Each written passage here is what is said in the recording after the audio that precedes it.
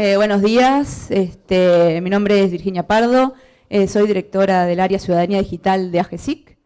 Y bueno, mi rol aquí es simplemente darles la bienvenida, agradecerles a todos por el tiempo y la buena disposición y la voluntad de poder estar aquí. Estamos todos muy contentos porque la convocatoria realmente ha sido un éxito. Esperemos que realmente este taller y este workshop colme las expectativas que los han hecho venir aquí en este momento. Primeramente, muy brevemente, quería agradecer al Banco Mundial, a la Embajada Británica de Uruguay, al Programa de Innovación de Noticias para Latinoamérica y el International Center for Journalists por haber permitido llevar adelante junto con AGESIC esta actividad realmente innovadora para nuestro país, ¿no? Es realmente la primera vez que estamos llevando a cabo una actividad de este tipo en nuestro país. Agradecer a todos los expertos internacionales que han venido a nuestro país, que han generado ese esfuerzo, para poder hacer esta agenda realmente muy atractiva y de valor, y que esperemos que podamos capitalizar todas las experiencias que ellos tienen y que podamos trasladar el know-how a todos nosotros aquí en Uruguay para poder seguir adelante con esta actividad. Y finalmente, no menor, quiero agradecer a todo el equipo de Uruguay, a mis compañeros de AGESIC, que han estado a cargo de toda la organización y el esfuerzo de lograr articular y la convocatoria en todo este tema, que realmente ha sido de hace unos cuantos meses bastante difícil. Bueno, todo esto es un proceso, estamos formando parte, desde mi punto de vista, de una evolución de cambios permanentes. Hoy justo, hace 25 años que salió a la luz la primera página web en internet, con solo texto, y accediendo por muy pocos investigadores. Hoy vivimos un mundo totalmente globalizado, que como vimos hace unos minutos, no podemos estar ni un minuto sin internet, y que en el día a día, si no lo tenemos, no sabemos para dónde ir. Y bueno, 25 años después de la primera página web, estamos hablando de datos abiertos, estamos hablando de herramientas de visualización, estamos hablando de apps, servicios móviles, ¿no?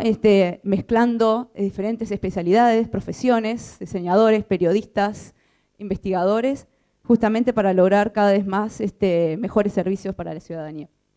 En Uruguay estamos trabajando en el tema de datos abiertos, que es un poco lo que nos trae a formar parte de este trabajo desde el 2010.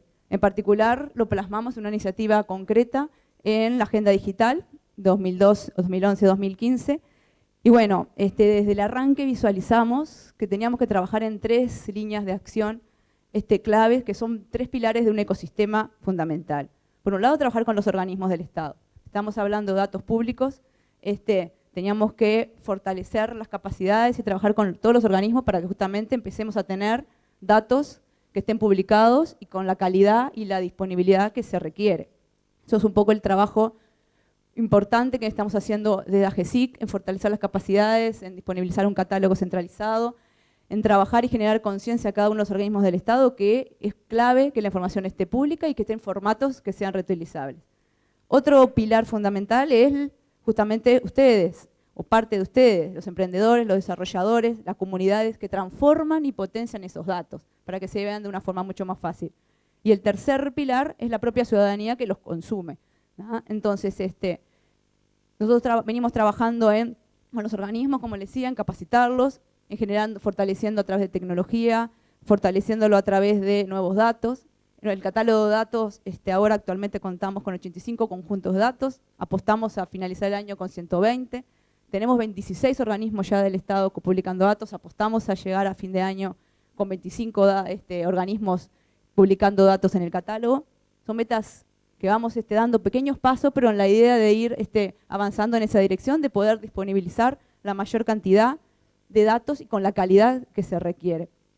Entonces, es fundamental que todas las patas del ecosistema se vayan capacitando, formando y generando experiencia. Esta actividad, obviamente, forma parte de esta estrategia, forma parte de fortalecer las capacidades, de generar conocimientos, justamente en los emprendedores, los que tienen la responsabilidad de potenciar y mostrar los datos de formas mucho más amigable, de comunicarlo, ¿no? Porque muchas veces el ciudadano no tiene esa capacidad de investigación, de procesamiento, de cruzamiento de información. Y bueno, ustedes tienen esa responsabilidad y entendemos que es clave que tengan la capacidad, la experiencia y los conocimientos para hacerlo de la mejor forma. ¿Ah? Entonces, un poco es eso. muchas gracias por estar. Entendemos que es clave el buen uso y la transformación responsable y especializada de la información. Por eso apostamos a eso. Apostamos a pilares básicos como es las capacidades, los marcos normativos a nivel de lo que es el acceso, la información pública, la transparencia. Y bueno, eso es un poco, entendemos que es clave que el buen uso de esa información sea responsable y especializado y bueno, por eso estamos apoyando y fomentando este tipo de instancias. Muchas gracias a todos y bueno, éxitos y un buen aprovechamiento de esta actividad. Gracias.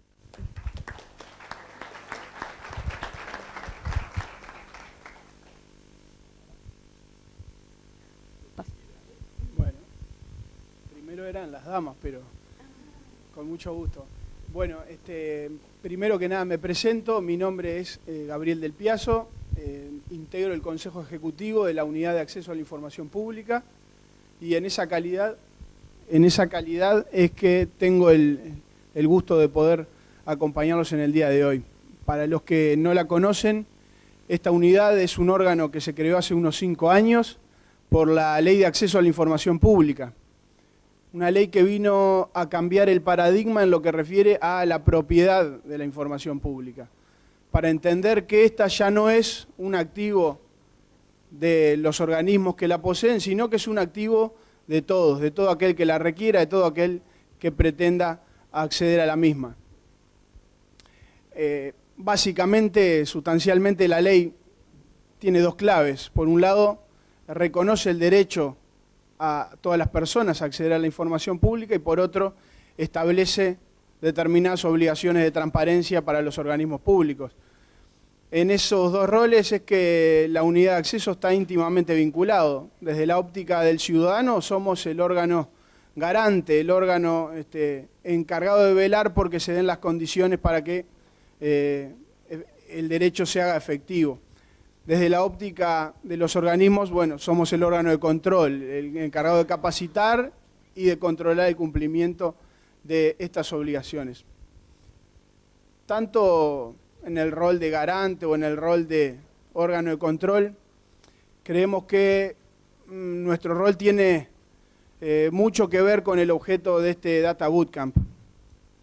En la base de nuestro trabajo y también en el de ustedes está, en definitiva, que sea posible acceder efectivamente a la información pública. Si no accedemos a la información, no obtenemos datos abiertos y todo el resto del trabajo no tendría sentido. Por eso, desde la unidad de acceso queríamos estar presentes, reconociendo que sí, somos el primer responsable en esta tarea de lograr que el derecho se haga efectivo, pero no los únicos. La ley por sí sola no alcanza, no es suficiente, no es efectiva. Se necesita en primer lugar de una política pública que promueva y guíe este cambio cultural que se demanda. Para eso están las autoridades de gobierno. Se necesita difusión, capacitación, control. Para eso sí estamos nosotros desde la unidad de acceso. Pero por sobre todas las cosas se necesita de gente que la use. Gente que ejerza el derecho, gente que reclame por información, por rendición de cuentas. Y ahí es donde somos todos responsables de apropiarnos de la ley. Por eso desde la unidad de acceso a la información pública vimos como importante poder apoyar este tipo de instancias. Este tipo de instancias demandando también de ustedes, de todos, esa apropiación necesaria de la ley, una apropiación para que esto en definitiva funcione. De nada sirve tener un buen auto parado en el garage.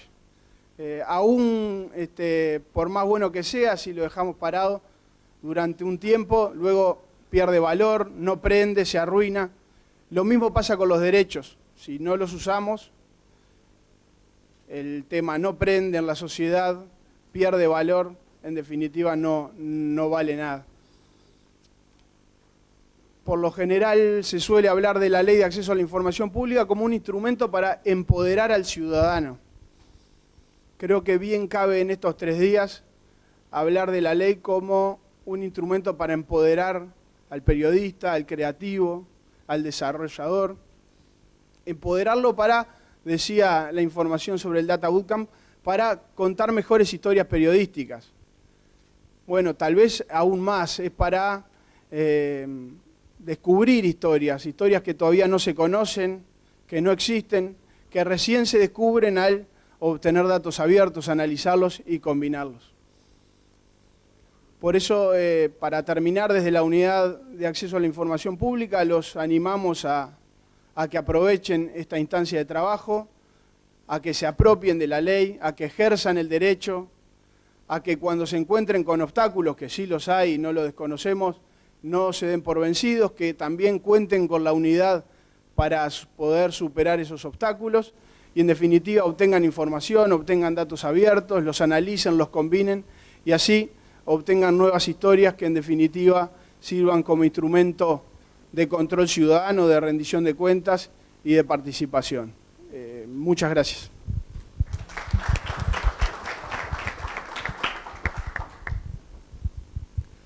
Gracias. Buenos días a todos. Yo soy Catherine Felton de la Embajada Británica aquí en Montevideo. Bueno, ya sabemos que hoy es el aniversario 25 de lo que sabemos hoy como el Internet. Y un británico, Tim Berners-Lee, tuvo un rol súper importante en este trabajo y ya vemos que el Reino Unido tiene un interés muy importante en desarrollar el Internet y por eso es muy motivador ver una sala llena de periodistas, desarrolladores y creativos digitales, todos con un fin en común. Open Data es uno de los pilares fundamentales de la agenda de transparencia del primer ministro británico David Cameron. De hecho, lo eligió como un tema importante y clave para la presidencia británica el año pasado del G8. Gracias a los datos abiertos se pueden mejorar los servicios públicos y también la rendición de cuentas públicas. En nuestro Ministerio de Relaciones Exteriores, el Foreign Office en inglés, generamos mucha información, demasiado tal vez, y estamos constantemente intentando ver el potencial de estos datos para que nos ayuden a lograr los objetivos de política exterior, o sea, seguridad, prosperidad y protección a los británicos fuera del país. El gobierno británico cuenta con una estrategia de datos abiertos alineada con los objetivos del mismo G8 y de la Alianza de Gobierno Abierto. El Ministerio se comprometió a hacer accesible al público un mayor número de datos, con mayor calidad y a establecer contacto con usuarios de estos datos. Pero todos saben que abrir datos es solo una parte de la historia. La otra parte es que se usen estos datos. Con este fin fue que el Ministerio realizó un Hack Day durante el mes de enero. Fue un fin de semana y tomó lugar en nuestras oficinas en el Ministerio en Londres. El objetivo era crear aplicaciones que beneficiarían tanto a los usuarios directos como al Ministerio mismo. Y durante 3 días y un montón de café, realizaron unos 5 apps, algunos que tienen que ver con la información que proporcionamos a los británicos que viajan al exterior, algunos que sean de suma interés para los académicos que estudian relaciones exteriores. Algunos de los resultados no fue nada pensado durante los 3 días. No había ni idea, como ya hablamos, del camino que puede a dónde puede llegar por estos caminos de la información que publicamos. Y todas estas aplicaciones van a aportar mucho valor al Ministerio y a su trabajo. Durante estos 3 días aquí, todos ustedes estarán informándose más acerca del uso que se puede dar a los datos abiertos, de las nuevas herramientas y las técnicas para encontrar, extraer y analizar los datos públicos. Para nosotros es un orgullo contar con la presencia de Andrew Limedorfer de la BBC, entre tantos otros expertos sobre el tema. Espero que puedan aprovechar cada momento con ellos. Les deseo jornadas de éxito y les ruego que me inviten o me informen si algún día se hace un Hack Day aquí en Uruguay. Sería todo un éxito y mucha suerte. Gracias.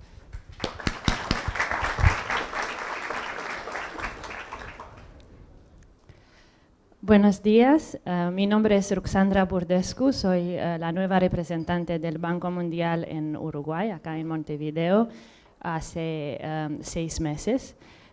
Y me alegro mucho estar aquí hoy con todos ustedes. Veo un grupo bastante dinámico y bastante grande. Y estar acá al lado de instituciones tan diversas, pero es un éxito estar acá todos interesados a hablar y escuchar y aprender más sobre un tema en cuales estamos todos interesados. Sí, es un componente clave de una sociedad abierta, la disponibilidad de información precisa y gratuita que permite la toma de decisiones a todos los niveles. Además, la información abierta es la base de la existencia de democracias y sociedades fuertes. Y también resulta un motor indispensable para buenos negocios, más empleo y el emprendedurismo. Bueno, la cuatra que tengo que hablar hoy es bien difícil porque ya han escuchado que Open Data es importante, que hay muchos usos, que su rol es muy, muy importante, muy clave, pero yo voy a enfocarme menos en la importancia de los datos abiertos y voy a compartir una confesión, voy a hacer una confesión. En el Banco Mundial, yo he trabajado casi 13 años, he tenido el gran honor de trabajar en la oficina de una periodista, como muchos de ustedes, y el número 2 en el Banco Mundial en este momento, en el momento en cual yo estaba ahí, una otra británica que se llama Caroline Anstey. Y como se pueden imaginar, ¿qué pasa si pones a una periodista en un rol de liderazgo en una institución internacional con mucho poder? ¿Se pueden imaginar? Entre las primeras cosas que hizo fue liderar con el apoyo del presidente del Banco Mundial al acceso a los datos abiertos en la institución. Y no fue sencillo. No lo fue. La verdad que fue una pelea en la institución. Eran muchos departamentos que cargaban, vendían los datos que tenían y era una fuente de ingresos para ellos bien importante. Pero fue una decisión que el objetivo de abrir los datos es mucho más importante que el ingreso que resultaba de este hecho. Y era el objetivo de decir que nosotros en el Banco Mundial, la verdad que no tenemos la llave de cómo hacer desarrollo en los países. No sabemos cómo hacerlo. Es un trabajo mucho más grande que se tiene que hacer.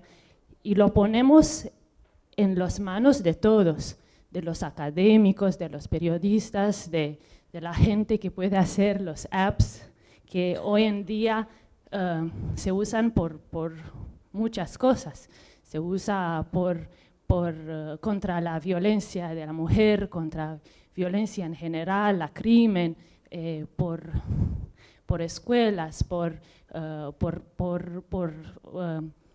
muchas cosas, por un presupuesto abierto, participativo, como hemos escuchado, por muchas razones. Entonces, como van a escuchar más adelante también, cualquiera puede trabajar, cualquier persona puede trabajar con datos y transformarlos en historias, herramientas y productos que sean importantes por todas las personas. Open Data o información abierta no es un lujo hoy en día de algunos países o algunas instituciones. Es, la verdad, un movimiento mundial. Más de 50 países han lanzado sus iniciativas a nivel nacional y a eso le sumamos estados, municipalidades y otras divisiones subregionales. Podemos sumar más de 250 iniciativas. Y como decía antes, el Banco Mundial fue entre organizaciones, instituciones similares, una de las primeras que abrió su información al público. Y hoy en día, miles de emprendedores, hombres de negocio, organizaciones de la sociedad civil han utilizado la información del banco para tomar decisiones, presentarse a licitaciones, hacer reportes sobre género, medio ambiente, evaluar proyectos simplemente ver en qué estaba el Banco Mundial.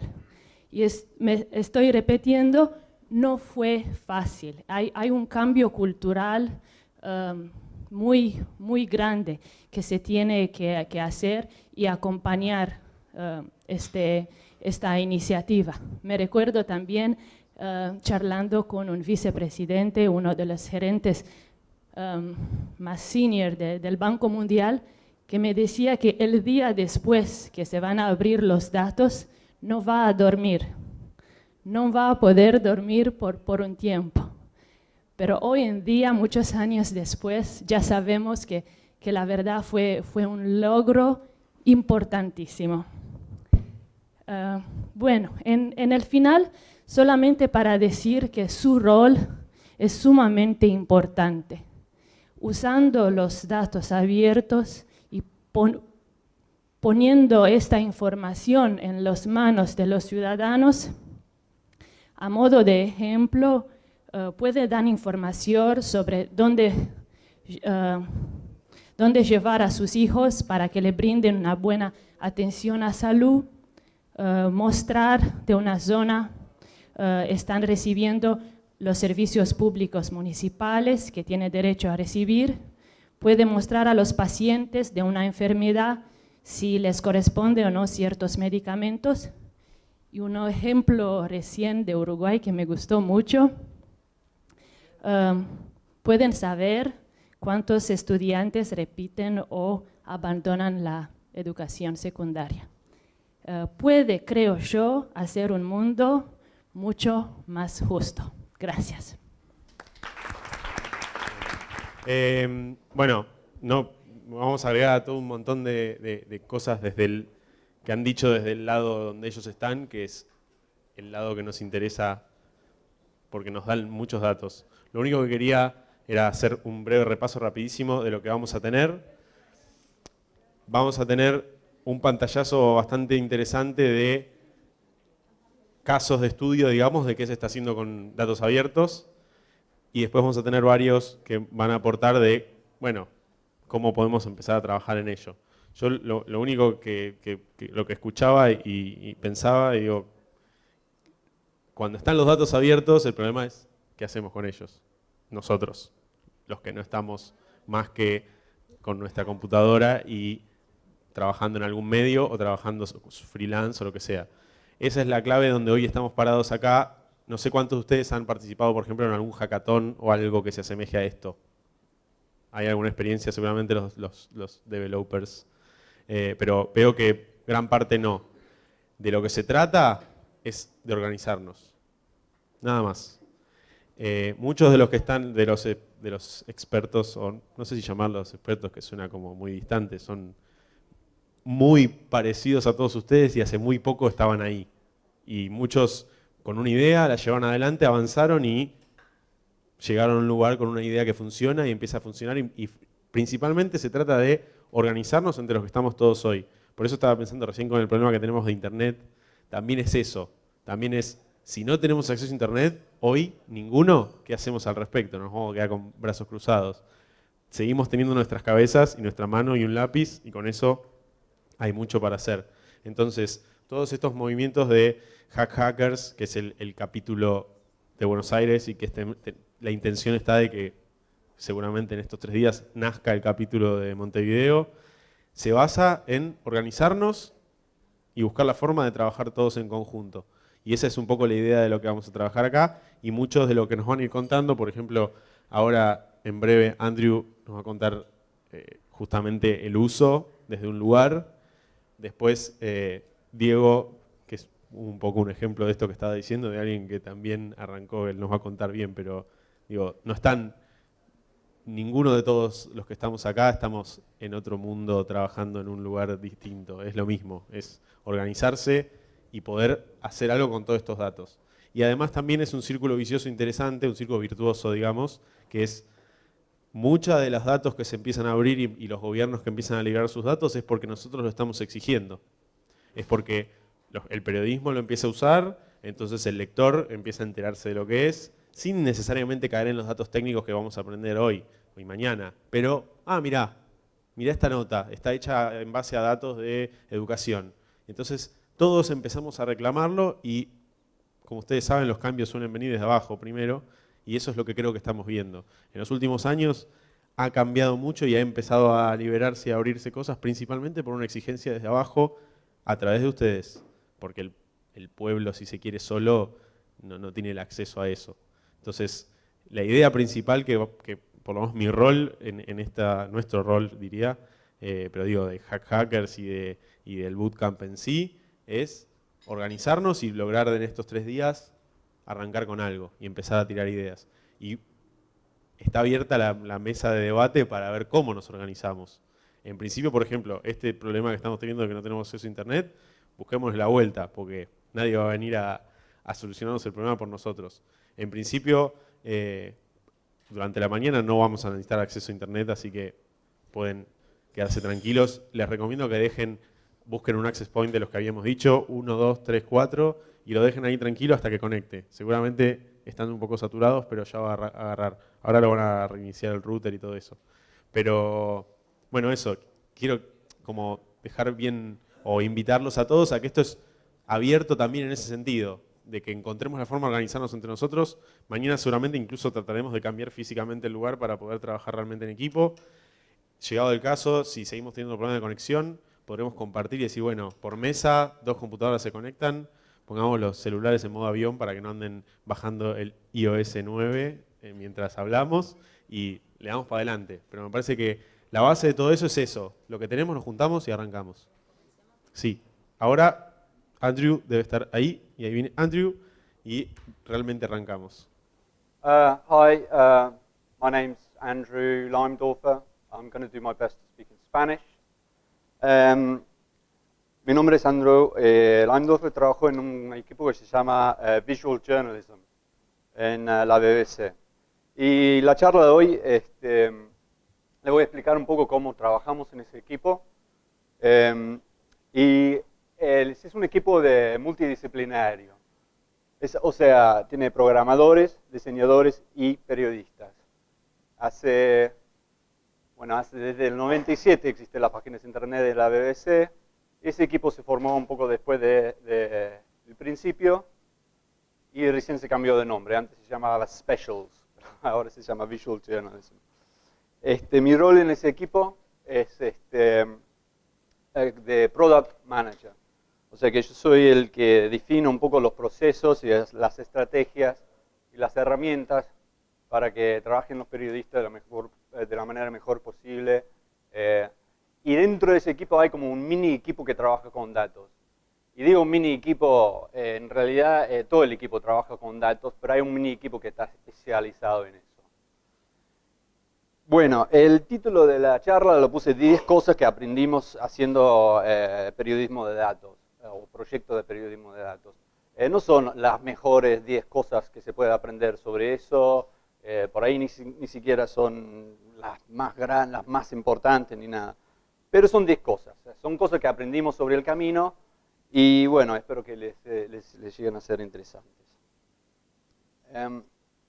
Bueno, primero les quería mostrar esa diapositiva. para mostrar que la visualización de datos no es nada nuevo. Esta señora, algunas la reconocerán, es Florence Nightingale. Ella era enfermera durante la guerra de la Crimea, no la de ahora, sino la de hace 200 años.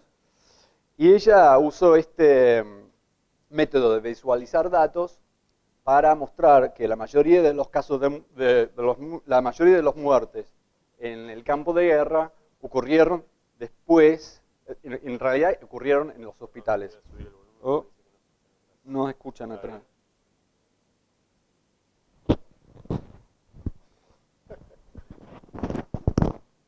¿Ahora mejor? Ella usó estos datos para mostrar que en realidad la mayoría de las muertes en la guerra no ocurrieron en el campo de batalla, sino en los hospitales y en general por la suciedad y las condiciones insanitarias de los hospitales. Y esos datos los usó para convencer al gobierno de mandar más enfermeras y de aplicar métodos sanitarios en los hospitales. Y eso fue en 1850 y pico.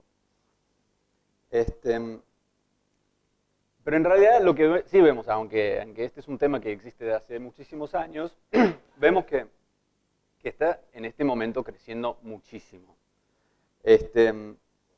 Y hay mucha gente que está, cada vez más gente pidiendo que hagamos investigaciones, visualizaciones y notas periodísticas sobre los datos. Yo creo que esto puede llegar a ser asombrante, porque hay muchos datos. O sea, todo en este momento crea una fuente de datos. Tenemos los celulares, cada vez que emprendemos las computadoras, cada vez que compramos algo. Estamos hablando el otro día en la radio de que va a haber heladeras que están conectados con una base de datos para ver qué comida la metiste, no sé. Vivimos en un mundo en donde los datos nos pueden llegar a hacer, nos puede sobrepasar la cantidad y el volumen y el rango de los datos a nuestra disponibilidad. Eso no quiere decir que no hay que abrir más, nada que ver, pero como periodistas, o como grupos o como medios, a veces no sabemos dónde empezar. Yo lo que quiero mostrar a través de algunos ejemplos de nuestro equipo es que con las habilidades que ustedes seguro que ya tienen como periodistas o como programadores o diseñadores, trabajando juntos pueden hacer proyectos que tienen un gran impacto. ¿Con gran impacto con quién? Con sus públicos, con sus audiencias, con los usuarios de sus páginas web o de sus diarios.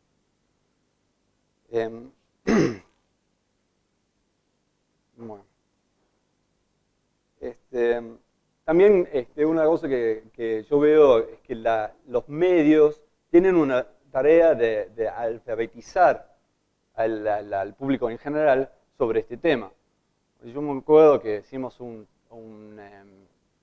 mostramos algunos de nuestros contenidos a un grupo de gente, hacemos eso de vez en cuando, es que juntamos un focus group de personas para mostrar lo que hacemos. Y mostramos una página llena de gráficos y de datos que estamos re orgullosos de la página y mostramos. Y un tipo de ahí, no un chico, nada, lo miró y dijo, ¿sabes qué? No me gusta, me hace pensar en la escuela, me hace pensar en la matemática, esas cosas no me interesan. Y digo, estamos enfrentados con un público que, para nosotros esto es fascinante, es increíble, hacemos un gráfico muy lindo, pero para él era como, demasiado, me hace pensar en la matemática de la escuela. Entonces estamos con una tarea de hacer a los datos importantes para nuestros públicos y hacerlos de una manera que se enganchen con el tema y el contenido que está atrás de ese tema.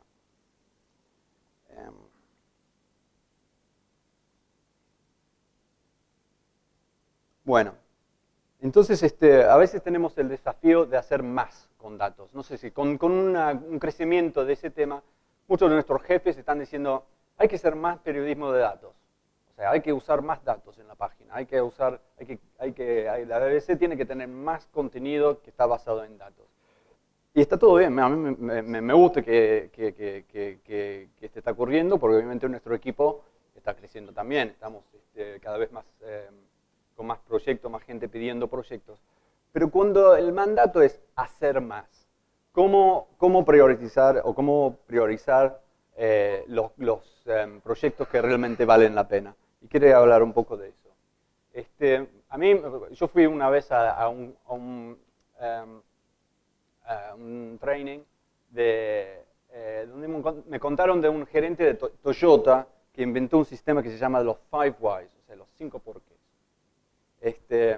Y él hablaba de que, bueno, básicamente si el auto no funciona hay que preguntar por qué. ¿Por qué no funciona el auto? Se quedó sin batería. ¿Por qué no? ¿Por qué se quedó sin batería? No anda la correa. ¿Por qué no anda la correa? Se rompió. ¿Por qué se rompió? ¿Por qué no lo reemplazaron a tiempo? ¿Por qué no lo reemplazaron a tiempo? Porque nos llevaron el auto al servicio. Entonces, para llegar al fondo de la cosa hay que preguntar 5 veces ¿por qué? Bueno, eso no es exactamente lo mismo, pero yo inventé 5 porqués para preguntar cuando te vienen y dices, vamos a hacer un proyecto con datos. Bueno, lo primero es ¿por qué?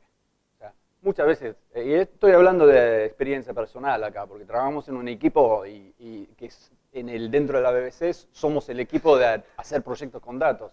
Entonces vienen periodistas, alguien le dijo, tenés que hacer más periodismo de datos, y nos vienen a nosotros y dicen, quiero hacer un proyecto con datos. Tengo la idea de hacer un proyecto con datos sobre no sé qué.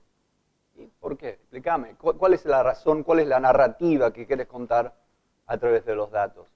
Y muchas veces no tienen una respuesta, y este es lo primero. Si no puedes resumir en una frase por qué querés trabajar con datos para contar la historia que querés contar, probablemente hay otra manera mejor de hacerlo.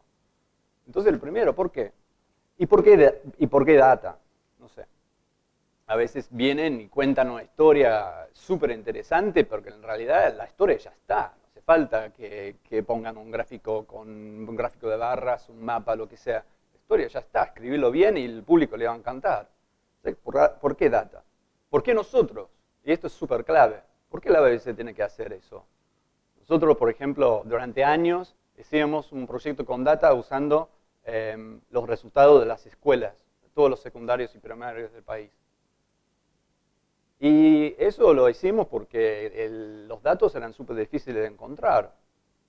Después de un par de años nos dimos cuenta, bueno, no nos dimos cuenta, después de un par de años vimos que el gobierno había hecho una página muy parecida a la nuestra. Vinieron los de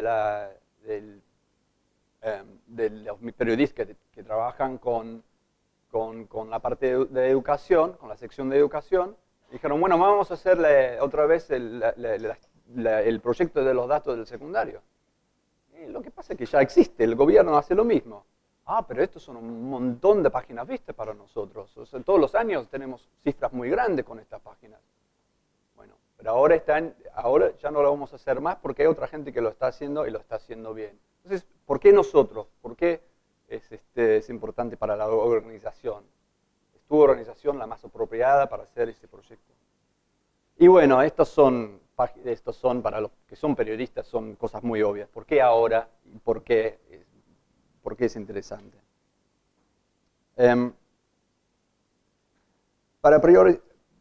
Para elegir cuál es la prioridad, yo creo que esta frase lo resume bastante bien. Pero lo más importante es hacer prioridad las narrativas o las historias de data que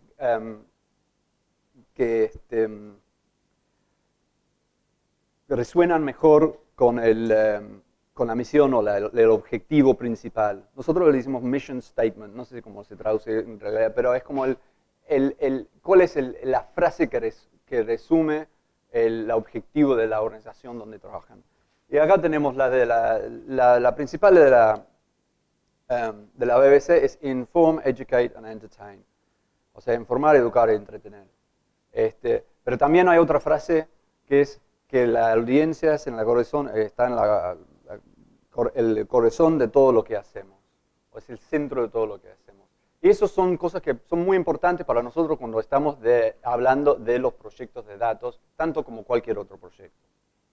O sea, gente que viene a nosotros y nos preguntan, bueno, queremos hacer un proyecto empezamos a desarrollar cómo se va a hacer ese proyecto, tenemos estas cosas en cuenta. Son cosas muy amplias igual, no es que muy cerrado, pero también ayuda a tener presente algún objetivo principal de la organización para filtrar algunas de las cosas que por ahí no encajan bien con el propósito de la organización. Bueno, ahora le voy a dar algunos ejemplos. El primer ejemplo empieza con un video. Voy a tener un poco de pausa. El video está en inglés.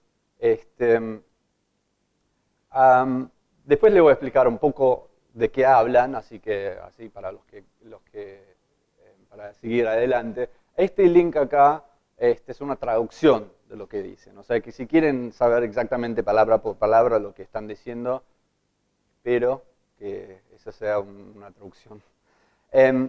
Esto es el Parlamento, la Cámara de Comunes del Reino Unido. Y acá ves a David Cameron, que es el primer ministro, debatiendo con Ed Miliband sobre los hospitales. Mr. Speaker, can the Prime Minister guarantee there won't be an A&E crisis this winter? Well, we will do everything we can to make sure the NHS continues to perform in the excellent way that it does today. Let me give him the latest figures. Last week was the 27th week in a row that we met our A&E targets. The NHS is treating 1.2 million more people in A&E than it was when he was in office. But I can tell him where there will be a particular problem. I can tell him this: there won't be a winter crisis in the NHS in Wales, where Labour are in control, because there's a crisis every day of the week in Wales where Labour are in control. Mr. Speaker, the Prime Minister is simply wrong about the figures.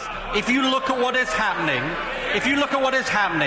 in our A&E departments, in our hospitals, the target has been missed for 15 consecutive weeks. And the whole country will have heard that the Prime Minister can't guarantee that there won't be a crisis this winter in our A&E departments. That's because there already is a crisis, Mr. Speaker. That's what the President of the Royal College of Emergency Medicine says. He says this: I know they don't want to hear about the crisis in A&E departments. He says this: there are almost daily instances in most A&E departments of patients facing extended trolley waits. Now, the Prime Minister said 2 years ago, I refuse to go back to the days when people had to wait hours on end in A&E. He's broken that promise, hasn't he? Ok, bueno, para los que no entendieron lo que dijeron, básicamente están debatiendo algunas cifras sobre la sala de emergencia en los hospitales. El David Cameron dijo que hace 27 semanas que están cumpliendo con sus objetivos. Ed Miliband dijo que hace 15 semanas que no. Y que dijo que el primer ministro estaba equivocado con los datos. Una de las cosas que se midan es la cantidad de tiempo que uno espera en la sala de emergencia sobre la camilla, lo que se llama trolley waits. Y creo que es una cifra que es menos de 4 horas esperando una camilla en la sala de emergencia, o más. O sea que y esa es una cifra que están hablando. Como dije, la traducción directa está ahí. Bueno, creo que, como pueden ver, acá hay un tema interesante para los que son periodistas de datos, ¿no? O sea, acá obviamente esta es una información que les importa bastante a los políticos más conocidos del país, que están debatiendo en el Parlamento. También es un tema de vida y muerte, o sea, no es nada trivial. Están hablando de si la gente se atiende en las salas de emergencia o no. Y es importante políticamente también, obviamente, ese es un tema que cada vez vivimos más y cada vez tenemos más contacto con el servicio de salud. Entonces es un tema que nos va a importar no solo a los políticos, sino al público en general. Entonces, cuando el corresponsal de la parte de salud nos vino a preguntar si queríamos o podíamos hacer un proyecto de datos sobre este tema, obviamente ya empezamos con los porqués, y creo que tenemos varios porqués bastante válidas para un proyecto de este estilo. Can we do an open data project on hospital waiting times? ¿Por qué? Bueno, para entender un tema de vida y muerte que se debate en el Parlamento. ¿Por qué usa datos? Porque hay desacuerdos con los datos y no son muy fáciles de encontrar, aunque hay que incrementar la transparencia. ¿Por qué nosotros? Bueno, encaja o resuena con el propósito de informar. ¿Y por qué ahora? Bueno, esto es interesante. ¿Por qué ahora? Porque justo ahora tenemos que hablar de eso. Bueno, que venía el invierno. En el invierno es el tiempo cuando más problemas tienen los hospitales en la sala de emergencia. Hay más gente que se cae, más gente que se enferma. Y ese es el momento en que va a haber crisis o no, según los cifras y los políticos, en los hospitales. Bueno. Entonces, una vez que decidimos hacer un proyecto, una de las cosas que hacemos es usar una técnica que algunos conocerán, que se llama User Stories. Y esta es una técnica que se usa mucho en el desarrollo de software para definir qué es exactamente qué van a hacer, qué es lo que van a ofrecer a la audiencia. Y un User Story se construye de esta manera. Como un usuario, yo quiero una funcionalidad para un beneficio. O sea que, como un usuario, qué es lo que uno quiere y para qué. Entonces, vamos a hablar un poco de los NHS Winter Stories, User Stories. Y bueno, las tres que elegí empiezan como un ciudadano del Reino Unido, yo quiero. En realidad, ¿sabe qué? Eso debería ser como un ciudadano de Inglaterra, porque los datos al final los usamos eran datos de Inglaterra porque por las distintas regiones juntaban los datos de distintas maneras. O sea que el proyecto final se hizo con NHS England, entonces eso debería decir como un ciudadano de Inglaterra. Yo quiero saber cuáles son los objetivos en la sala de emergencia para que yo pueda entender de qué hablan los políticos. El segundo es, yo quiero saber si el gobierno está alcanzando a los objetivos de que hablan para juzgar si el Servicio Nacional de Salud está funcionando bien o no. Y el último que puse acá es, yo quiero ver cómo está funcionando el hospital que a mí me queda más cerca, para ver cómo la situación me afecta a mí. Y esto es algo que voy a hablar un poquito después también, porque para nosotros una de las cosas más importantes es hacer que los datos sean útiles para la gente y que sean personales de alguna manera. Hay muchos más, o sea, una de las cosas que queríamos hacer con este proyecto era que la gente empiece a debatir un poco, entonces hicimos una página de Facebook también, y queríamos hacer varias cosas más. Obviamente una lista de User Stories puede ser muy larga, yo elegí las tres importantes, pero es una manera muy buena de definir el proyecto. Quería hablar un poquito del último, del local. No voy a quedar mucho tiempo en esto porque sé que después van a hablar de mapas y de un montón de otras técnicas, pero una de las cosas que pasa mucho en nuestra organización, eso es de experiencia, y la gente viene con unos datos y dice, yo tengo unos datos y quiero un mapa. Y el último acá es, yo quiero ver cómo eso me afecta a mi localidad. Y mucha gente cuando habla de localidad, y lo primero que piensan es un mapa. Bueno, lo único que quiero mostrar un poco es que el mapa no siempre es la mejor manera de mostrar los datos locales. Si bien la diferencia acá entre la información que está en el mapa y la información que está abajo en el gráfico de barras, ven que en el mapa no sé, estéticamente está lindo, pero encontrar, si uno diría cuál es el quinto país en esa lista, sería imposible. Si uno diría cuál es la de Alemania, casi imposible. Es un mapa, pero no lo ves. O sea, es un conjunto de datos arriba de un mapa, pero mucho sentido no tiene. Además, más allá del estético, que no es poca cosa, pero a lo de abajo ves muy bien la jerarquía de los datos, ves el promedio, que es la línea en el medio, ves los que están arriba, los que están abajo. Entonces el gráfico de barras en este contexto, con la lista de países abajo, queda como más interesante, más clara la información que en el mapa. Una pequeña desviación. Puse este link. Si estén interesados en ver muy buenos recursos sobre mapas y cómo usarlos,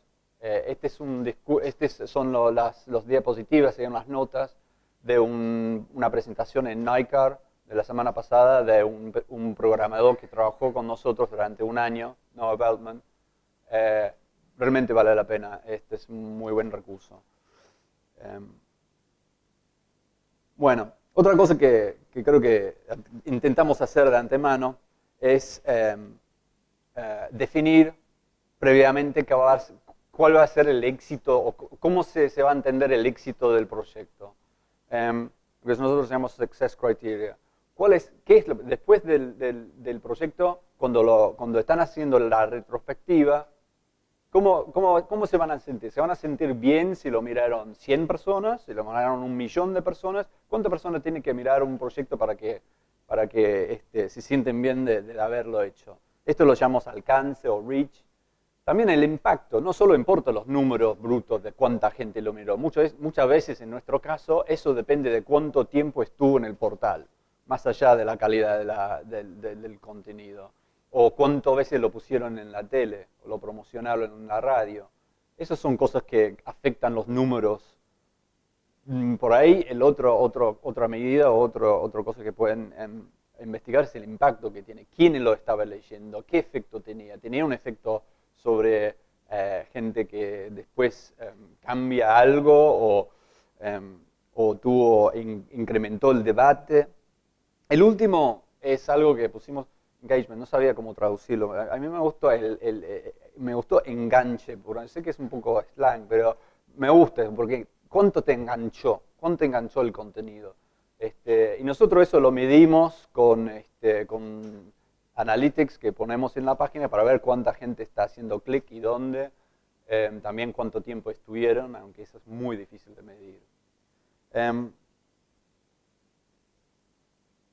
Ustedes tendrán otras cosas que quieren agregar a esta lista. Por ejemplo, obviamente en la BBC, afuera del país, vendemos publicidad y siempre está el tema comercial también. Dentro del país no, pero y ustedes seguro que van a tener otros.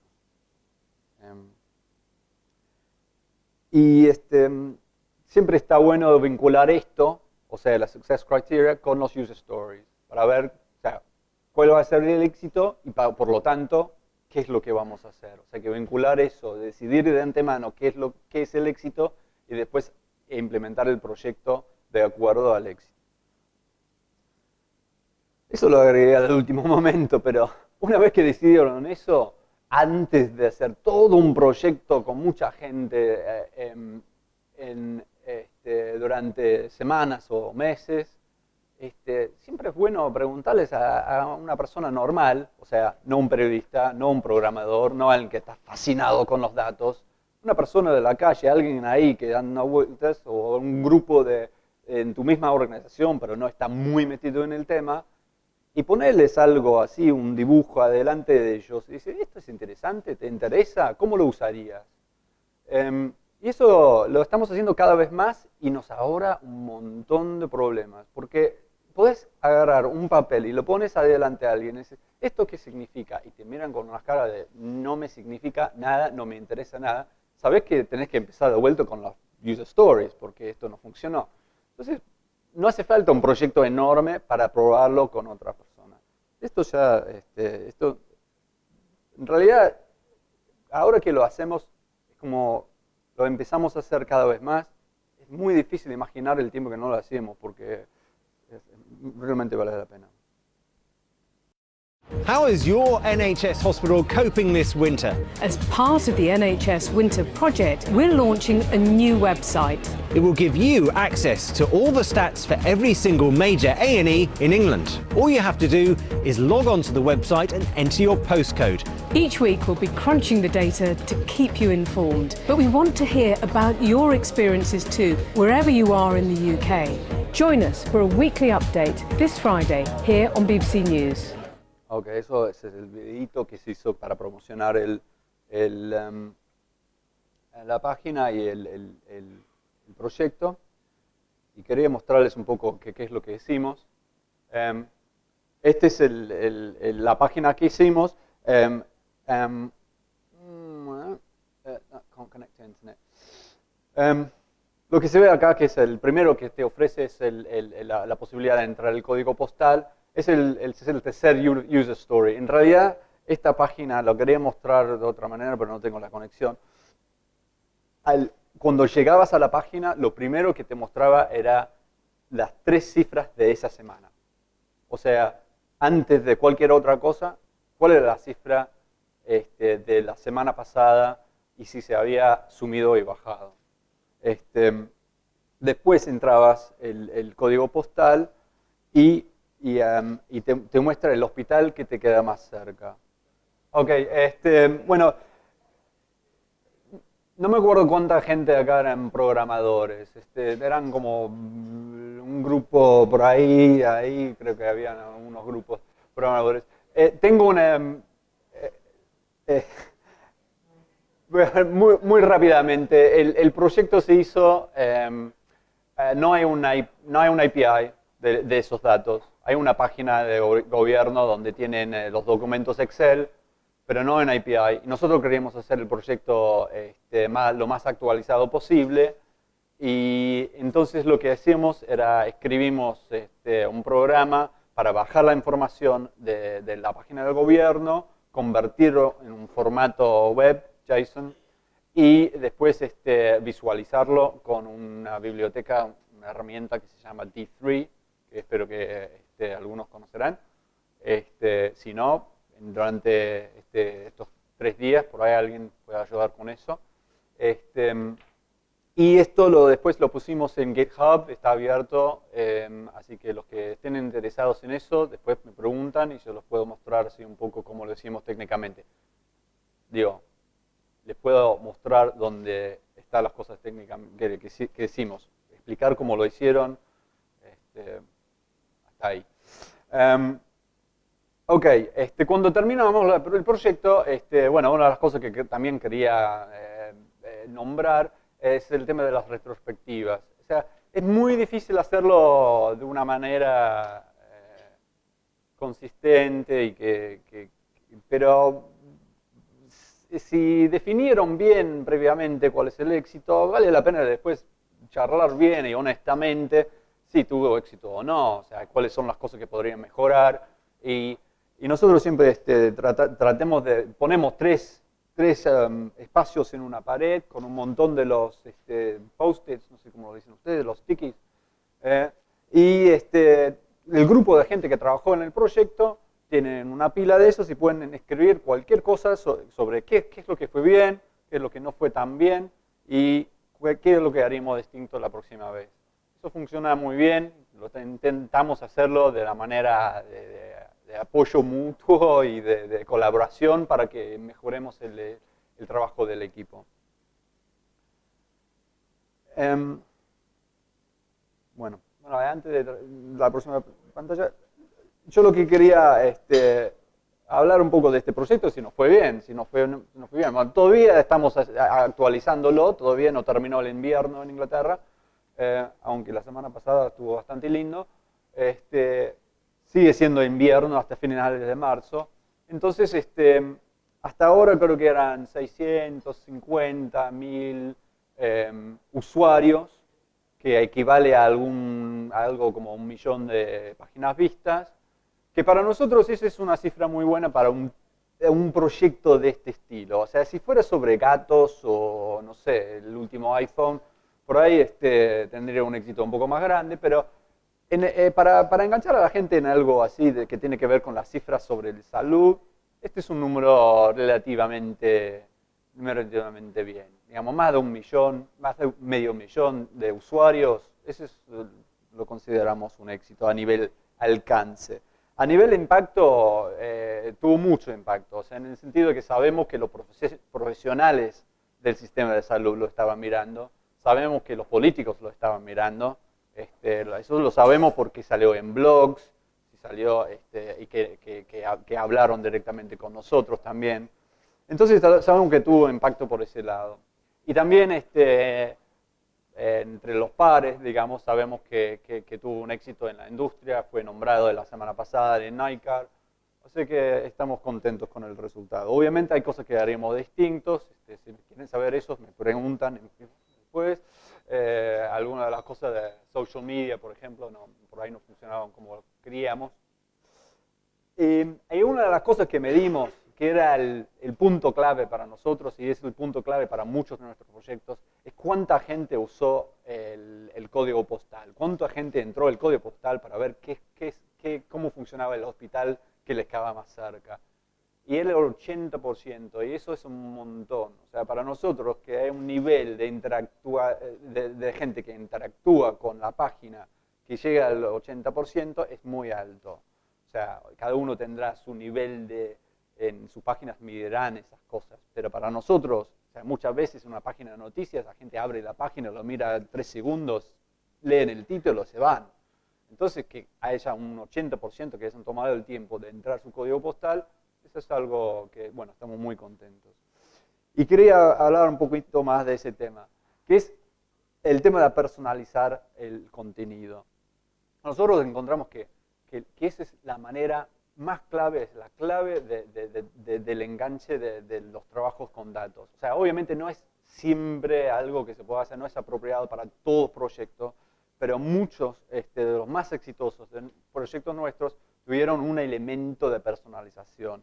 Acá ven algunos, hay uno del precio de la nafta, del petróleo, hay otro que es el último presupuesto del gobierno, tenés cómo te afectó a vos, si el efecto neto es positivo o negativo. Hay otro que es el nivel de inflación personal, o sea, de acuerdo con el tipo de vida que llevas, la inflación es distinta. Comprás muchas cosas para bebé, subieron todas las cosas para bebé, tenés una inflación mucho más alta que alguien que no tiene chicos. O sea que un nivel de calculadora, una calculadora para tu nivel personal de inflación.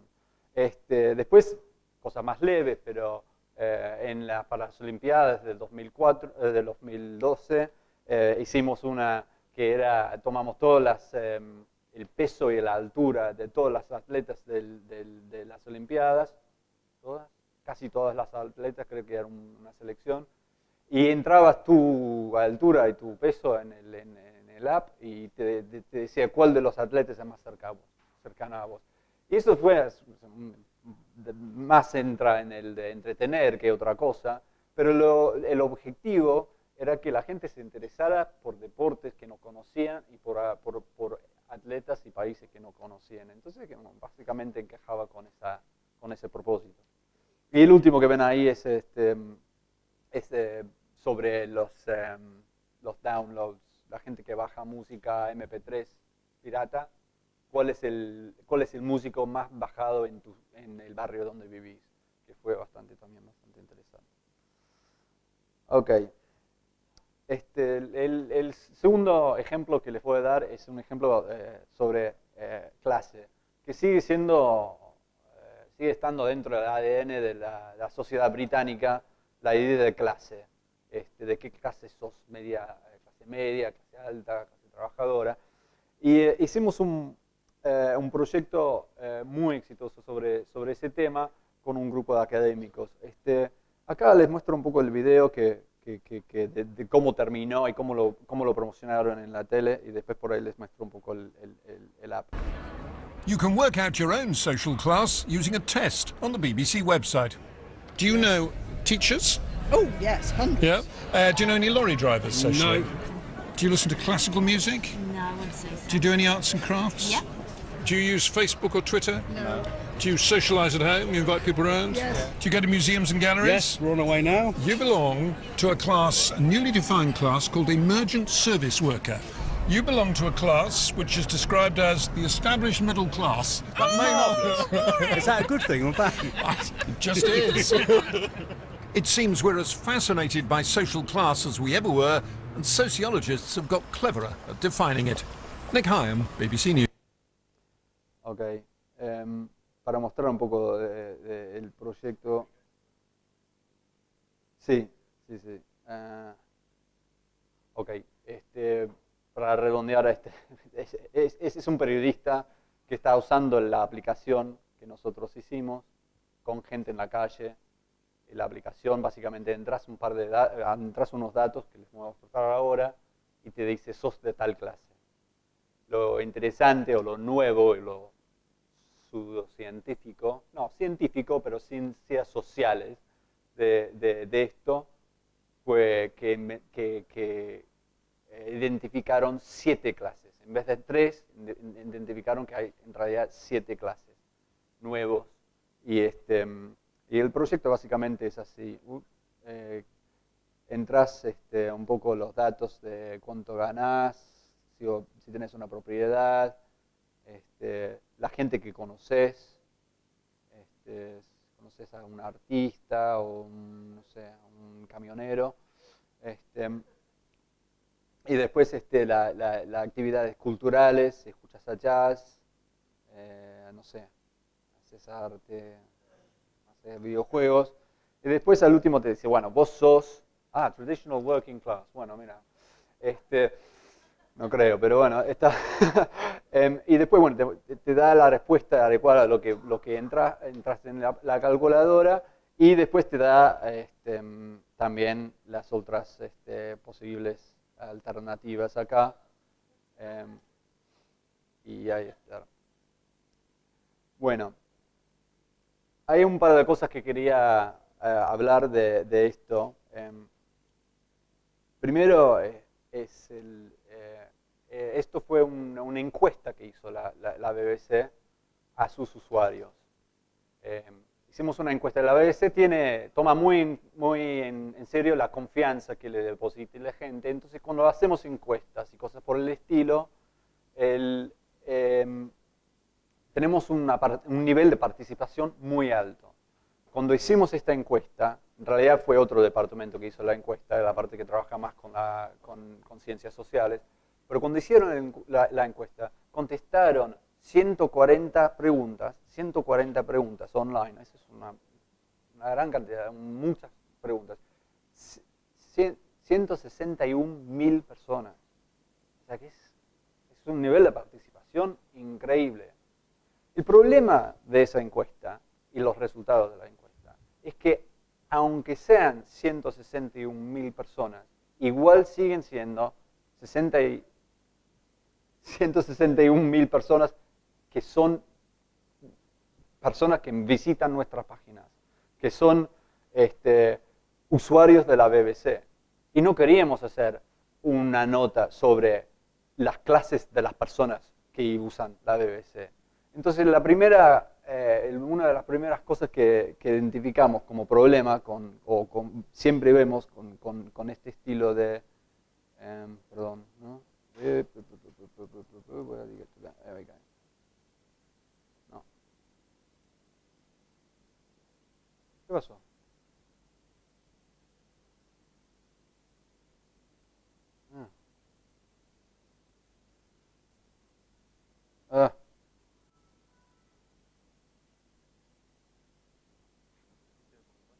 PowerPoint, ¿dónde está PowerPoint? Ahí está. Ok. Bueno, eso lo voy a dejar. Una de las cosas que aprendimos es esto. Esto lo tuve que buscar en el traductor. El selection bias, lo que salió de la traducción, sesgo de selección. Ese es lo reconoce.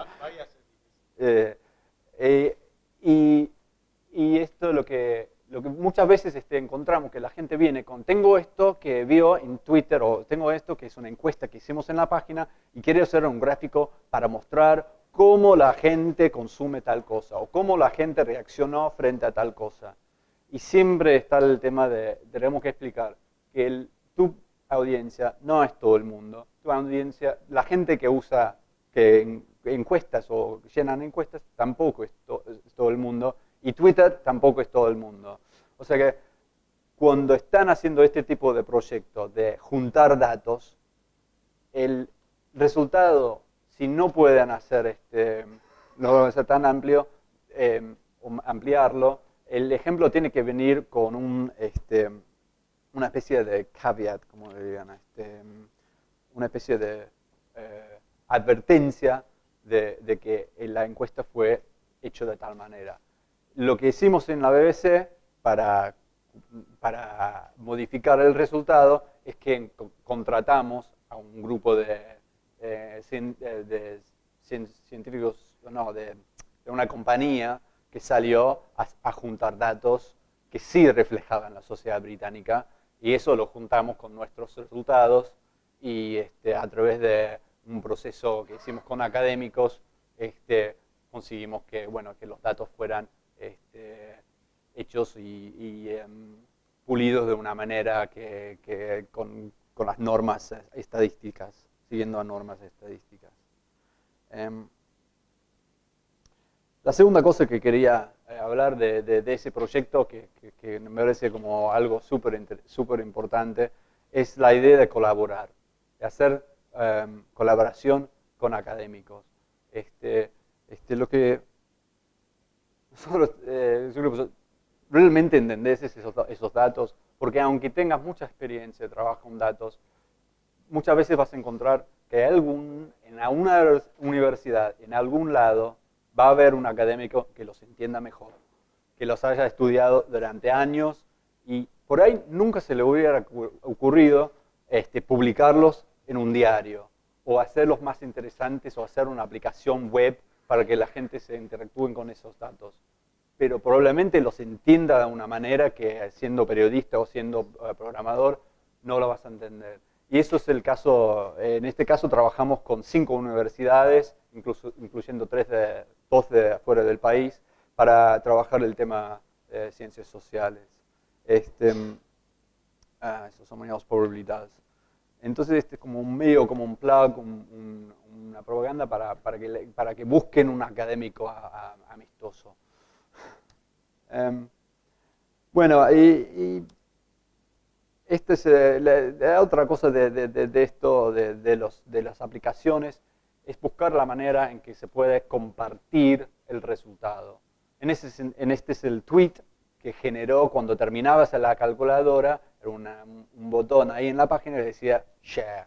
Entonces, ¿cómo compartís eso? Si pones share y es nada más que la dirección de la página, no, por ahí no tiene el mismo nivel de atracción de usuarios que si pones algo que tiene que ver con el resultado del uso de la aplicación. Entonces acá tenemos que yo encontré en esta página que yo soy un traditional working class, y un hashtag y después la dirección. Entonces el uso de los datos involucró al usuario de una manera personal, y después ellos pueden compartir lo que encontraron, compartir el resultado de esa interrogación a los datos con sus seguidores, y de esa manera incrementa el alcance de el proyecto que hicieron.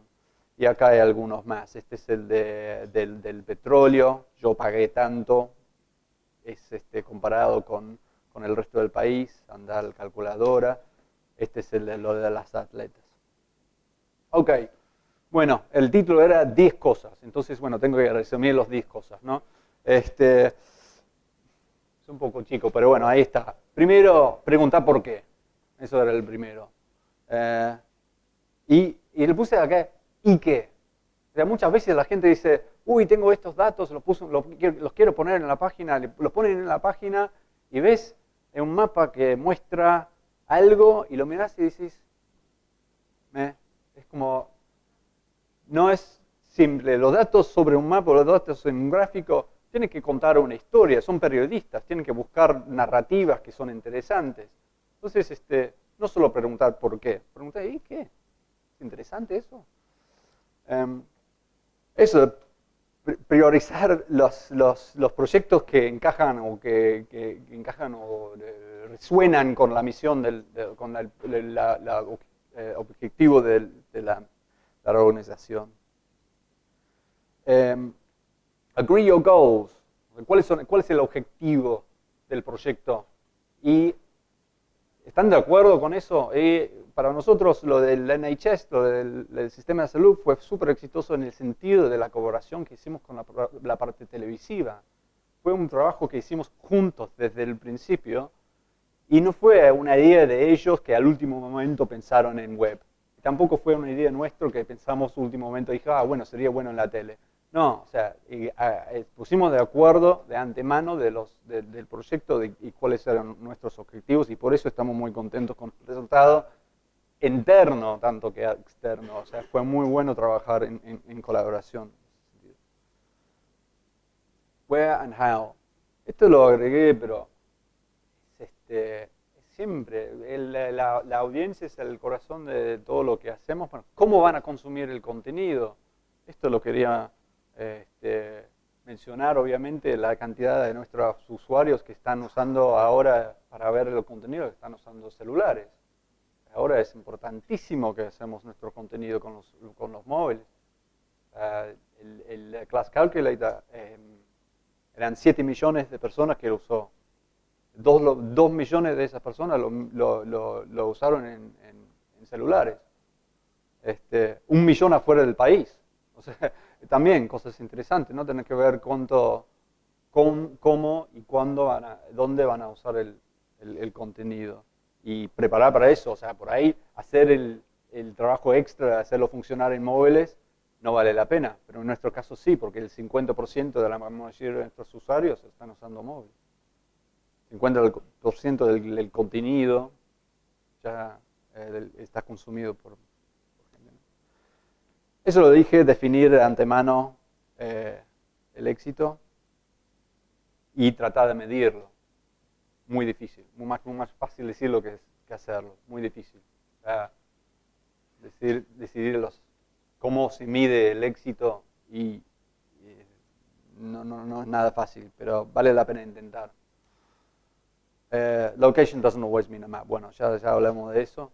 Cuando están hablando de localidad, el default muchas veces es, hacemos un mapa. No, me encantan los mapas, pero test your ideas with real people. Eso es lo que decía de andar afuera con un papel, aunque sea un papel o un PowerPoint o algo que no llevó meses en producirlo y ponerlo a prueba antes de empezar el proyecto, no después. Watch out for selection bias. Eso es lo que decía de tu audiencia no es Twitter, o tu audiencia no es todo el mundo, Twitter no es todo el mundo. Engage with a friendly academic. Encontrar alguien que conoce esa base de datos mejor que ninguna otra persona en el mundo, eso vale la pena. En general no sé, es como que en general están tan metidos en su mundo del proyecto que están haciendo, el tema que están hace años estudiando, que cuando viene alguien de afuera y les interesa el tema y quieren hacer algo para un público más masivo, están contentísimos de trabajar con los medios. Entonces, eso ayuda mucho. Y el último,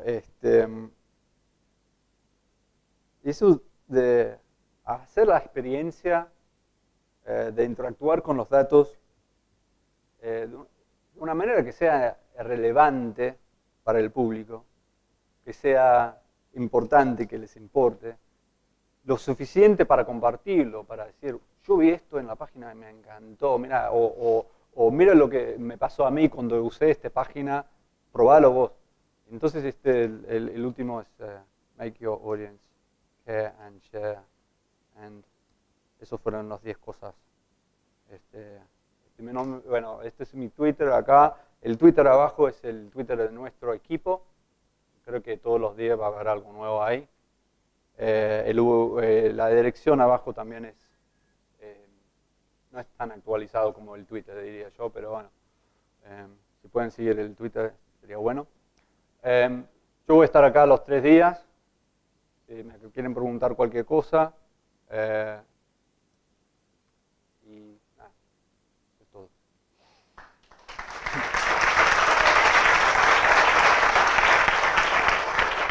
Buenísimo, muchas gracias por la invitación a este evento. La verdad, buenísimo saber que hay tantos periodistas. Me imagino que los periodistas tienen esa naturaleza curiosa de encontrar esos problemas y tratar después de cómo resolverlos.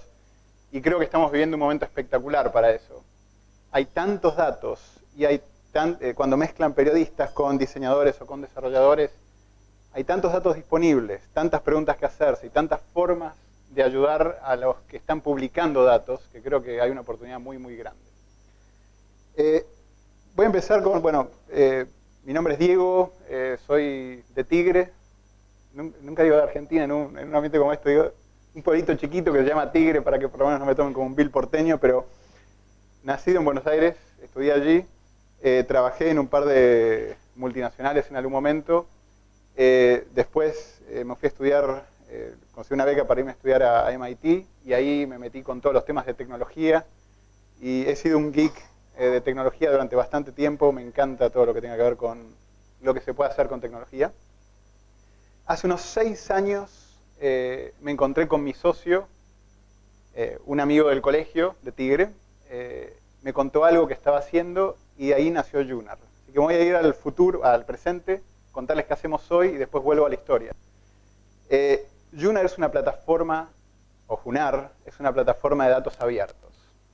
Hay muchas instituciones, muchas ciudades, muchos gobiernos, muchas organizaciones, muchas ONGs que tienen datos muy valiosos, que quieren abrirlos, pero no saben cómo hacerlo.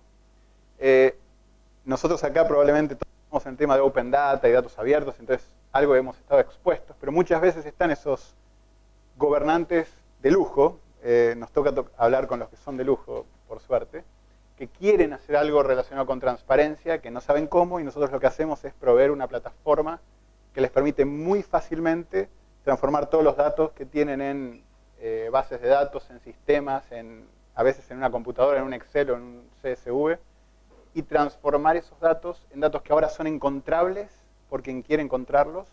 No solo encontrarlos, sino que una vez que los encontrás, los puedes usar.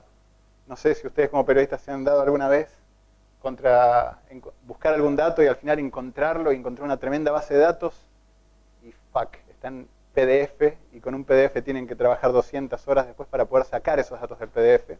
Entonces, la idea es que esos datos que disponibilizan o los gobiernos o estas organizaciones los puedan ustedes insertar en Excel, en otros sistemas y que también los puedan accesar a través de una API que les permita a ustedes crear aplicaciones, que es ojalá lo que van a estar haciendo estos días. Entonces, ¿qué hacemos? Empezamos en Chile, de hecho. No hay tantos de Argentina, pero Argentina a veces tiene esos altibajos.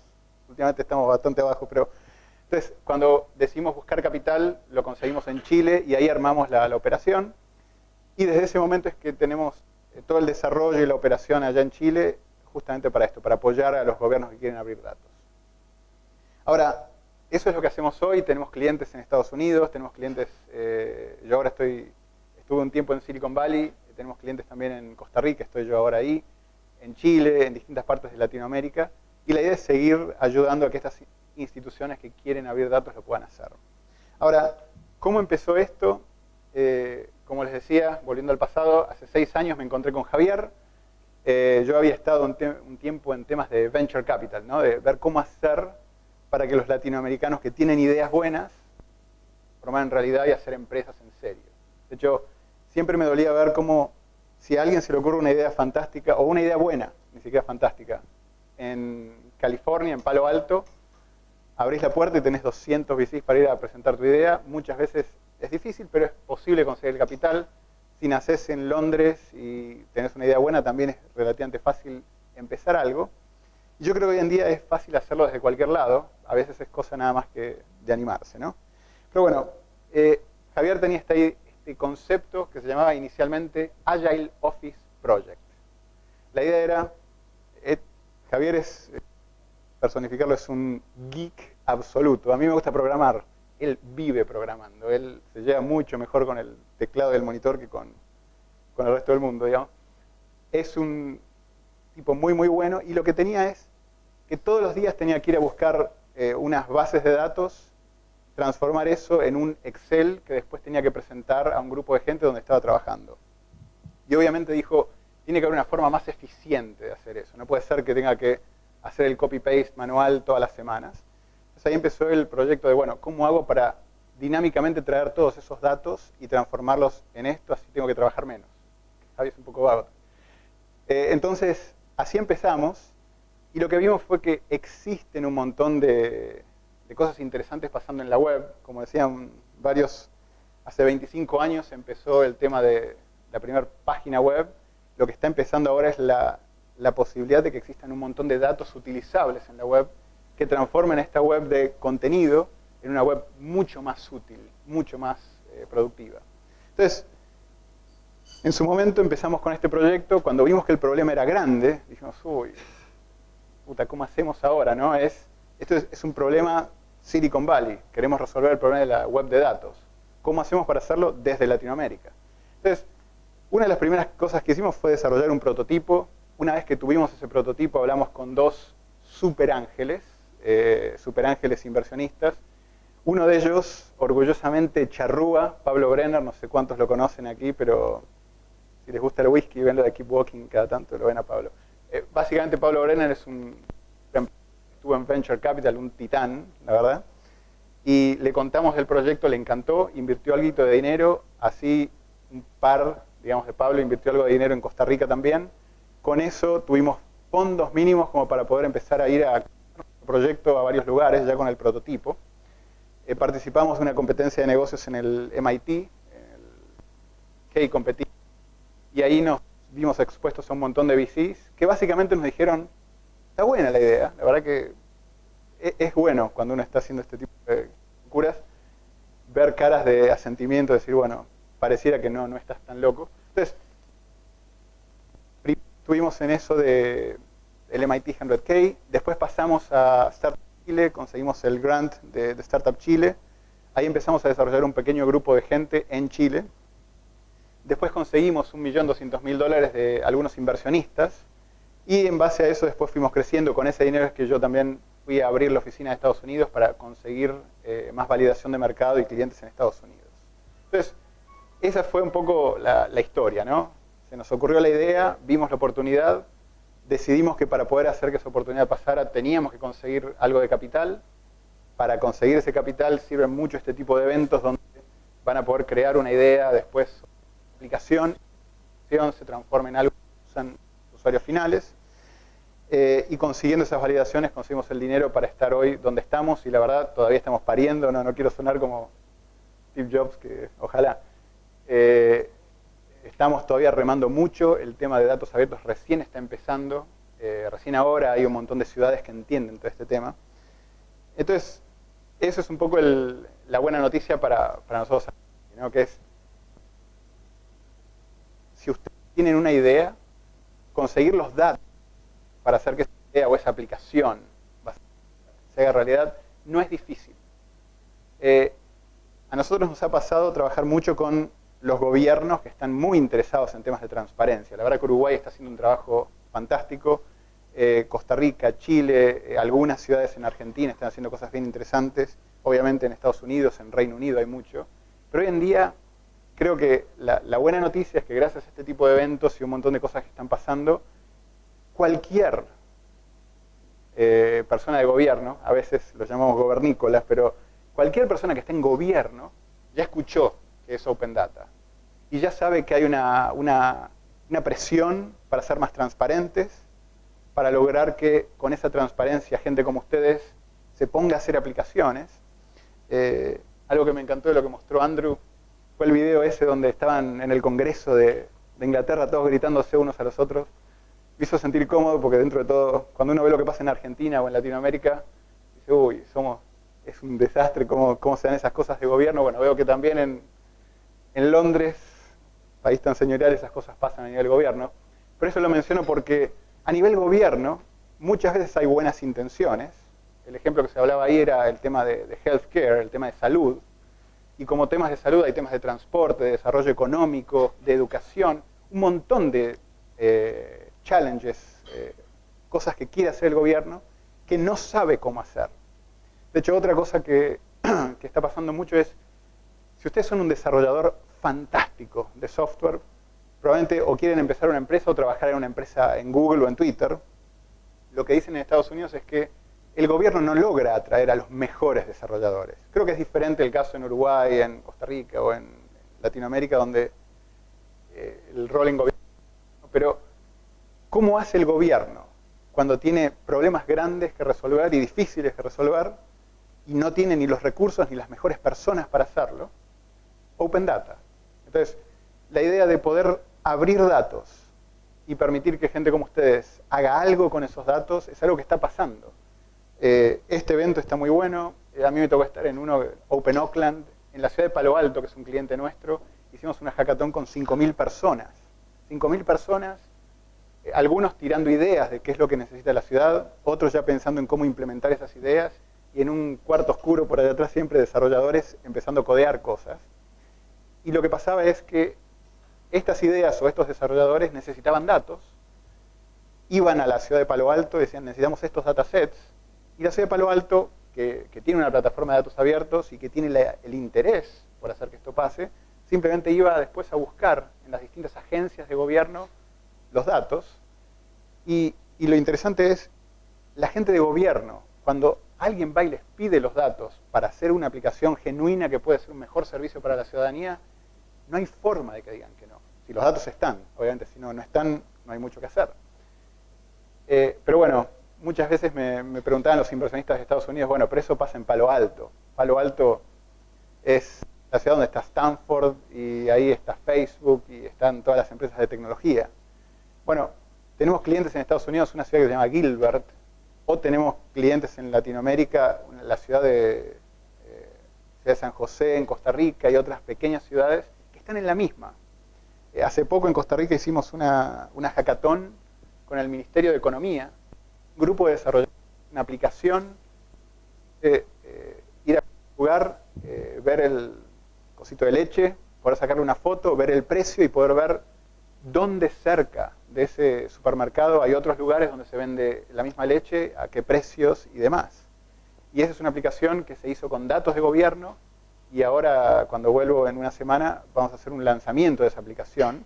Y bueno, son dos emprendedores que tuvieron la idea, que la hicieron, tuvieron 3 semanas codeando, la verdad, son muy buenos. Y hoy en día ya hay una aplicación que le va a servir a los ciudadanos para hacer este tipo de cosas. Entonces, creo que el tema de que saber que con los datos disponibles se pueden hacer cosas y que si los datos no están disponibles es relativamente fácil conseguirlos, es una buena noticia. Y tal vez el tercer punto que para mí es interesante es, creo que en tema de datos abiertos Latinoamérica tiene una oportunidad interesantísima de liderar a nivel mundial. Siempre estamos copiando lo que hace Estados Unidos o usamos una aplicación inventada en Estados Unidos o en Inglaterra o en Francia o en donde fuere, no importa. Siempre es adaptar lo que ya existe para meterlo en el mercado local. Creo que en el movimiento este que se está dando en datos abiertos tenemos una oportunidad muy grande. Muchos gobiernos de la región están haciendo muy buen trabajo con datos abiertos. Hay muchos países que ya son parte de, no sé si escucharon alguna vez, del Open Government Partnership, la alianza de gobierno abierto. Hay muchas hackatones que están pasando y muchos grupos como este que están organizando este tipo de eventos. Existe Open Data Latinoamérica. Digamos, siempre hemos hablado de que el primer paso era que las organizaciones que tienen los datos abran los datos. Bueno, eso está muy bueno, pero después para alguien como ustedes que necesita hacer una aplicación que compara temas de salud entre Uruguay, Argentina, Chile y Brasil, es complicado tener que ir a cada sitio de datos abiertos. Bueno, ahora existe Open Data Latinoamérica que permite traer un montón de datos que están abriéndose en toda la región para que ustedes tengan fácil acceso a esos datos a través de una API que les permite hacer las cosas fácil para generar una aplicación. Creo que, de nuevo, en este caso, en el caso de datos abiertos, por la dinámica que se está dando en Latinoamérica, si, como ustedes dicen, bueno, y no es solo realmente piensa después un modelo de negocios alrededor de eso, no es tan difícil como lo era antes generar una empresa made in Latinoamérica, hecho en Latinoamérica, que pueda incluso escalar y llegar a otros lugares. El caso de la aplicación esta que estábamos hablando de Costa Rica ahora, estamos evaluando formas de cómo podríamos llevar esa aplicación a clientes nuestros en Estados Unidos. Si a ustedes se les ocurrió una aplicación de, por ejemplo, cómo presentar mejor temas de salud o presupuesto, bueno, esos son problemas que también existen en Londres, como vimos en el video, y que existen en Estados Unidos, y que existen, digamos, tenemos llamados de Australia, de distintos lugares. La problemática de datos abiertos es mundial. Nosotros acá tenemos gente muy inteligente que puede hacer cosas muy buenas, y ya tenemos una posibilidad de llevar estas aplicaciones que se hagan acá a otros mercados, si es que eso pasa.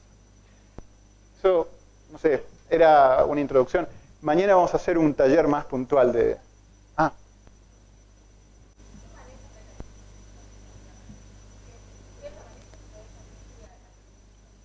La pregunta, buenísima pregunta, es cómo se maneja el tema de la calidad de los datos abiertos. ¿Quién gobierna eso? Y es una pregunta bien complicada. Siempre tengo un slide que muestra el iceberg donde está la puntita nada más arriba y todo el resto abajo. No, tranquilo. Estamos recién en la puntita del iceberg ahí saliendo en temas de datos abiertos. Hay iniciativas, el Open Data Institute de UK, o nacido en UK, con Tim Berners-Lee metido en el medio, está tratando de definir estándares de calidad. Yo creo que organizaciones como lo es Open Data Latinoamérica también tienen un rol de medio curar los datos para asegurar que los datos que se están abriendo son de calidad. Dale. Bueno, esto lo vamos a ver bien en detalle mañana, pero Open Data Latinoamérica, si querés bajate un poquito, scrollea para abajo y ¿ves? Acá están un montón de datasets o de recursos de datos. Y el seleccione puede ver datos de distintos países. Y si me meto en cualquiera de esos países puedo ver esos recursos de datos. Entonces, creo que en una fase inicial nosotros lo que estamos haciendo es ayudar a los gobiernos a que abran los datos y les damos mejores prácticas. Te conviene abrirlos de esta manera, actualizarlos de tal manera, definir una política de datos de tal manera, etc. Todavía el ODI, como decía recién, está haciendo algo para definir un poco los estándares de calidad de los datos y poder certificados. El gobierno de Bahía Blanca está abriendo los datos en forma adecuada. Pero todavía falta. Hay algo que también, ya que preguntaste eso, me gustaría agregar. Estamos en una fase donde por ahora lo que estamos haciendo ahora es transformar datos que eran ocultos o invisibles o imposibles de usar en datos utilizables.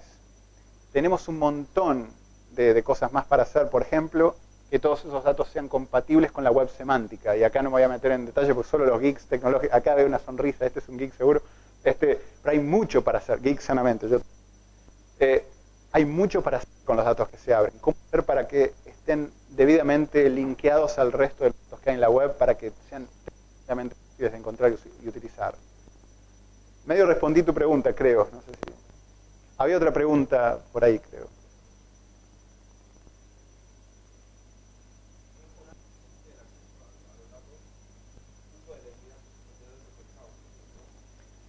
Correcto, la pregunta es, a que se publiquen los datos, cómo se actualizan. Nuestra plataforma, pero no quiero vender nuestra plataforma, digo, Sican, Socrata, algunos otros jugadores que existen, todos ofrecemos la posibilidad de que los datos sean subidos manualmente, si eso es lo que quiere hacer el gobierno, esa es la primera manera, pero después hay maneras mucho más automatizadas. Digamos, si todo eso lo tenés en un sistema, nos podemos conectar con web services, o tenemos un método de una API de publicación a través de la cual con un script curl, ahí te hablé uno puede empujar esos datos y esos datos actualizan todos los recursos, todas las visualizaciones, todos los mapas que ya están mostrándose a los ciudadanos. Y un poco la idea ahí es hiciste una aplicación y esa aplicación está chupando datos de salud, y sigo con el tema de salud, eso es importante, cada vez que se actualizan esos datos, cada vez que hay más datos de hospitales, eso directamente entra en tu aplicación que estás vendiendo a través del App Store y que te está haciendo millonario, ojalá. ¿Alguna otra pregunta antes de dar un cierre final? Ah. Bueno, sí. Claro, sí, sí. No, pero mañana lo vamos a ver en detalle esto. Y de hecho, obviamente, como decía recién Andrés, si hay alguna pregunta antes avisen, pero lo que hacemos es mostrar datos de una manera que ustedes los puedan utilizar de varias maneras. Mañana vamos a ver varios ejemplos y contarles cómo es que funciona no solo el hecho de chupar datos de los gobiernos que ya están abriendo los datos, sino si ustedes generaran datos a través de alguno de los proyectos que hagan, cómo hacer para que esos datos se puedan mostrar en un portal de datos abiertos que puedan después alimentar otras aplicaciones. Así que con eso, gracias, gente. Asuntos públicos. Para conocer mejor, para saber más.